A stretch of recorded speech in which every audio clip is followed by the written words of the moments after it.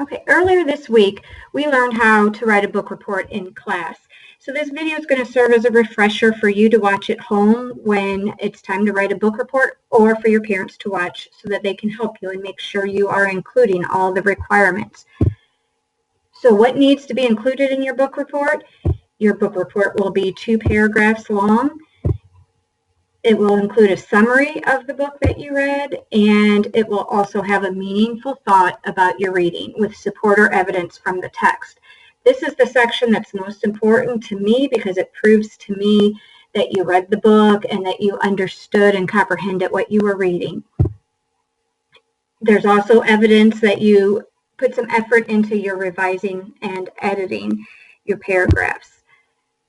Your first paragraph will be a summary. Your summary should include the title of your book, and if you still have the book with the author's name, it's always nice to include the author's name also. It should tell who the main characters are in the story.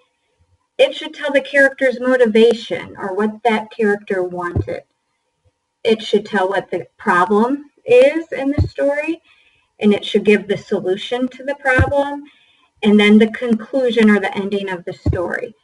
In class, when we learned how to summarize, we used the words someone, wanted, but, so, and then to help us remember to put all those parts into our summary.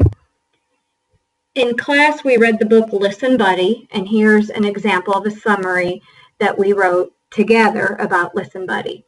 I'm not going to read it all to you, but you can pause the screen and read it yourself.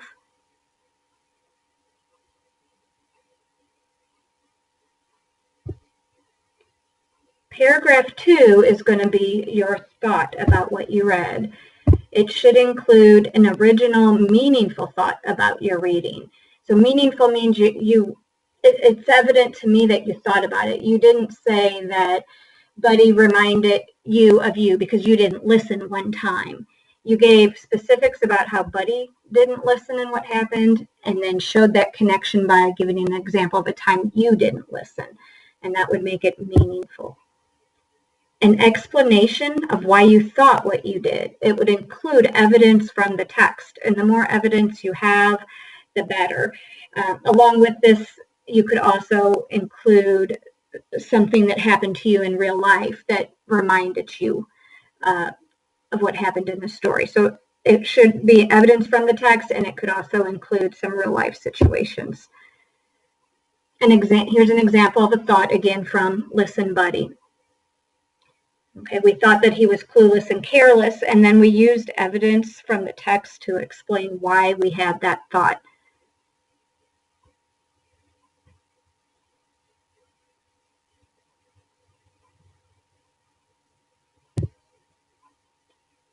Your book report form has some sentence starters listed on to help you get your thoughts started, and as the year goes on, this will get easier for you. So you could pick any of these or something of your own and just complete the sentence using the characters and the situation in your story to have a nice, meaningful thought. Most of these you can see are based on a fiction story. If you're reading nonfiction, you could tell what the main idea of the text is, or maybe you would have some questions of things that you wanted to learn more about, or even just questioning some of the facts in the story. To show evidence from the text, there's also some sentence starters that are listed on your book report form that will make sure you're pulling those words from the text or the story to support your thinking.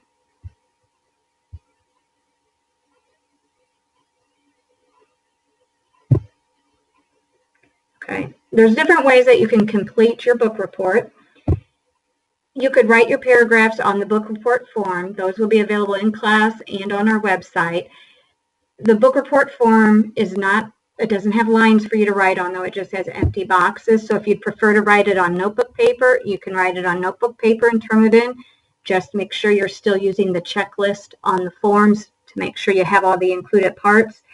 And then the preferred method, because we're trying to save on paper and use our technology, you could type your paragraphs on the document that I have assigned to you in Google Classroom. And if you open up Google Classroom and click on the assignment, it will automatically put that book report form in your Drive account, and you type it up and it's automatically turned into me, and then I can look at it and send it back to you with some feedback on it. And I understand if you don't type right now, it might take too long at the beginning of the year, but I think as the year goes on, there'll be more and more of us typing this up. And this could also be done it could be done on a computer, it can be done on a tablet.